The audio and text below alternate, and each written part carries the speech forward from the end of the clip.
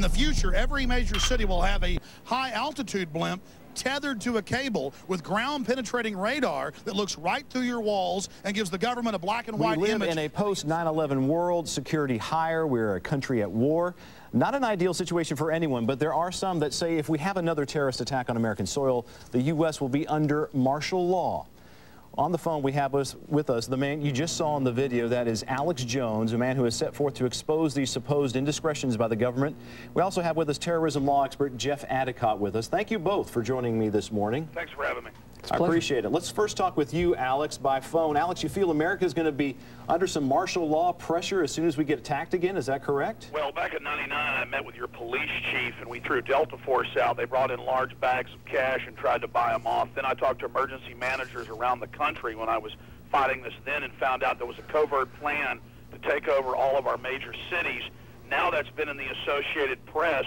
The Homeland Security Committee in Congress, with the highest level security clearances, are not allowed to see the details of PDD 51 signed May 9th of this year that literally makes the president a dictator. And last year, the president funded the John Warner Defense Authorization Act for domestic oppression of the American people. It actually says that it is for domestic insurrection and rebellion. This has nothing to do with terror. This is the military-industrial complex waging war on the people. Let's talk about that presidential directive number 51 that you're talking about.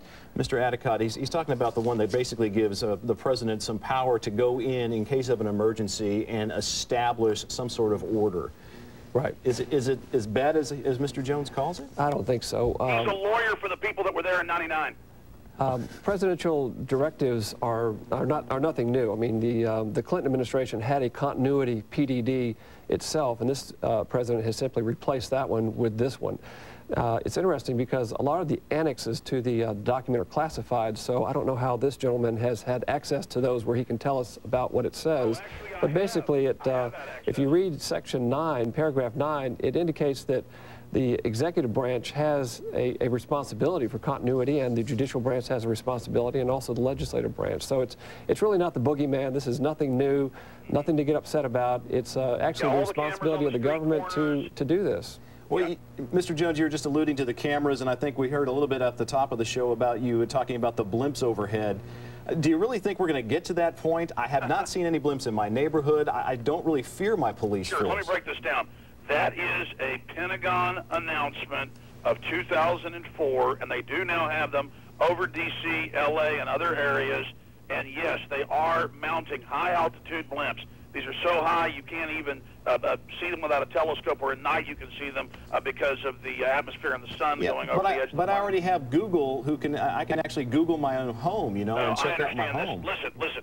You know, Mr. Adicott's not stupid. I looked into him, okay, and he knows what he's doing. We have the memos written by John Yoo and the Attorney General, Alberto Gonzalez, saying they can torture children with pliers, that the president says that with pliers. It says the president is above the law and that all law flows from him. And in PDD 51, he is saying he is in command of continuity of government, and then Congress was able to obviously he is in command. That's what the executive does. All the administrative agencies are under the executive branch. I mean, all administrative agencies are under the executive branch, so why would that be surprising that he is issuing policy memos to agencies within his control? We would expect him to do that. He will command the entire infrastructure. That's not what it says. But he's a president on his way out as well. There's going to be a change in presidency here come November. PrisonPlanet.com or Infowars.com. You can see the body or the body of evidence, or go to Google and type in martial law, 9/11 rise, the police state, or terror storm. You can watch my films for free. I have a better idea. You could go to Google and pull up PDD 51 and read it for yourself. And read paragraph 9, which talks about the responsibility of each branch of government and not executive takeover. Why don't you remember the 4 members of the Homeland Security Committee in Congress who have been able to see part of it and then want to see the classified areas because they're saying that it looks like it's a martial law plan. That's members of Congress, and Adicott, you're counting on folks not going and seeing what the AP and the Oregonians and others had to say about it. Mr. Jones, does the mentality or what Mr. Jones is pushing here, does it incite maybe us? Is it a fear-mongering thing, or does he have some validity to his points? Well, obviously, in time of conflict, and we are definitely in a conflict with al-Qaeda. I mean, they want to kill tens of thousands of Americans if they can. That's a fact. And our government has a responsibility to protect its citizens. But I think Mr. Jones is correct in that has to be balanced against civil liberties. And where you draw that line is something that we need debated. And I think voices like his are important, but we need to put them in context. I mean, you need to look at the facts, take a deep breath, and make up your own mind. But certainly, you know, this is America. You have the right to say what you want to say. You have a right to your own opinion, but you don't have a right to your own facts. And I think that's the case you see here. You know what? I can prove my facts. We have members of Congress who are concerned about this. We have Republican and Democratic, liberal and conservative top lawyers across the country saying this country's going into martial law. Bob Woodward last year was in San Antonio and said he thinks we're going into a dictatorship. That was in the front of the newspaper. I'm not the only one that's worried about this. By the way, the borders are still wide open, but the American people are being harassed and controlled. We have the federal documents. And by the way, Adicott, if you want to come debate me for an hour, I'll be on the radio on KLBJ today for 2 hours. What are you doing? We are talking with Alex Jones from Infowars.com about the changes here in America, and he believes we're changing into a police state. And also joining me is Dr. Jeff Adicott. He is our expert on terrorism law, and we thank you both for joining us. We're kind of continuing our conversation. Alex, you've got some films out there. You go to protests, and you complain we're gearing up for this police state because you say cops are swarming the streets with guns. These are huge protests like the one we just saw you in New York during the Republican National Convention. Of course, there's some increased police presence in New York after it being attacked, but do you honestly think that we're getting to a place in time where nobody's going to have any freedom to do what they actually want to do? Yes, people are being arrested coast to coast for peacefully protesting or demonstrating. New York has banned independent news cameras on the streets.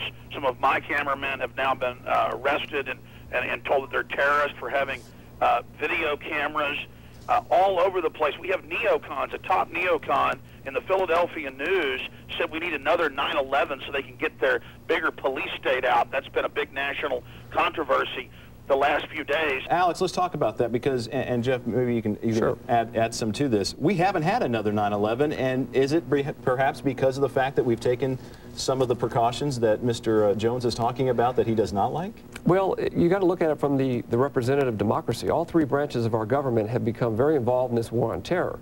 Congress has taken a number of significant steps. The Military Commission Act is just the latest, probably one of the latest and the largest steps that they've taken. The president clearly believes that we're in a state of war. The Constitution gives him that authority as a commander-in-chief, and our Supreme Court generally has upheld the policies of the administration and of the Congress. So it's not, you know, it's not one branch that is engaged in a conspiracy. It's all three branches of the government believe that we're in a state of conflict.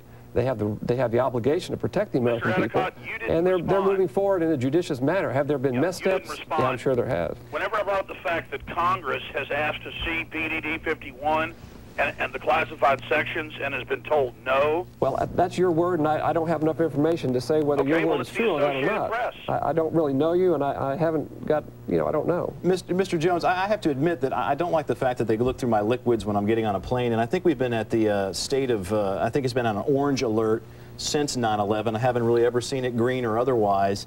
Are you thinking that this point that we're reaching is going to make America not America anymore? Well, yeah, let me just... Yes, we're seeing the fall of the Republic, the death of the Republic. Right here in front of me, here's the Oregonian. White House denies Congressman's request to see continuity of government plans. That was July 23rd.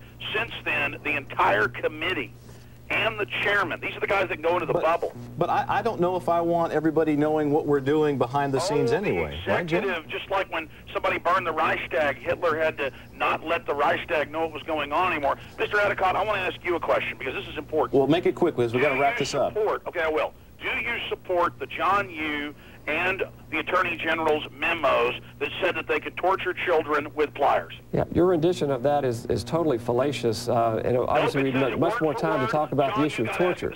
The United States government has never engaged in a policy of torture. There have been individuals in their individual capacity that have done so, but there's never been any such policy, and that's you know, that's fallacious. In the memo. It's fallacious. I want to thank you, Mr. Jones, for joining us by phone. PrisonPlanet.com is the website. We're losing our republic. We've got to fight these enemies that have taken over our military and our government. We've got to defend the republic. We thank you for your time, Mr. Jones, and thank you, Jeff, for being here with us today. Okay, we're